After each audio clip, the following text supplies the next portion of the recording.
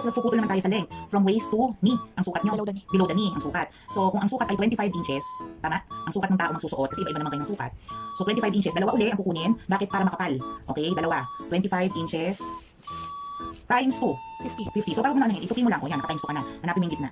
Okay? Isa pa lang yan. Isang part pa lang. Isa, ipantay-pantay nyo na lang para hindi na kayo magpuputol-putol. Okay? Hanapin yung gitna. So, again, yung dalawang 25, magkakat ka lang, magkasama. Kakat pantay. Tapos, ilalim yun. Okay? Tapos, kailangan talaga ng paghahawak. Maganda talaga may katuwang para hindi magbubuhol-buhol. Yan, hawakan. Ayan o, pasok. Okay, ayan ang yung sumasama. Kasi malambot na klase na isto. Hindi yung matigasan, hindi ginagamit na pang ano ang grocery. O, tapos, iba natin na lang doon. Dikit. O, nakadalawa na. So on and so forth. Okay, pag sa palda naman, itong ganitong straw. Since kahit ang gusto na yung ganyang straw na shiny, na malambot. Yan. Noon lang to, siguro mga, yung isang ganitong malaki, 65. Marami nang magagawa yun sana. So, kung ang bewang mo ay 31, mag-a-add ka ng 8 plus 8, which is 16. Kasi yung 8, at isa pang 8 ay panapantali doon sa magkabilang dulo. So, 31 plus 16.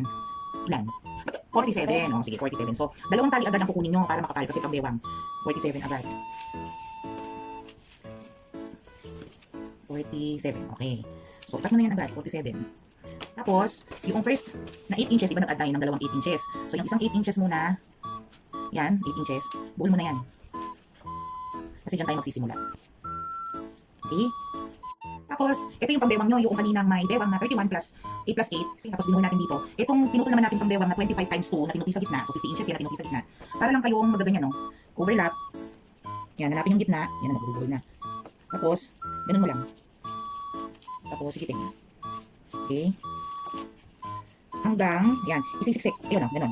Hanggang makarating ka sa dulo nito, which is ang 8 inches din, hindi ko pa natandaan. Dulo ng bewang na 8 inches. Kasi yun yung allowance. Yan yung pantali nyo. Okay? So, ibig sabihin hanggang dito. Okay?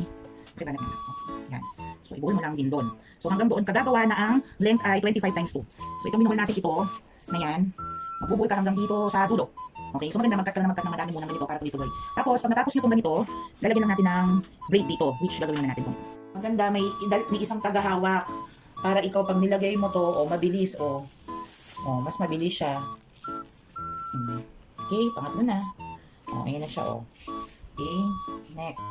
Ayan, medyo makapal na. 1/4 pa lang ng bewang. Tapos paubos na yung straw.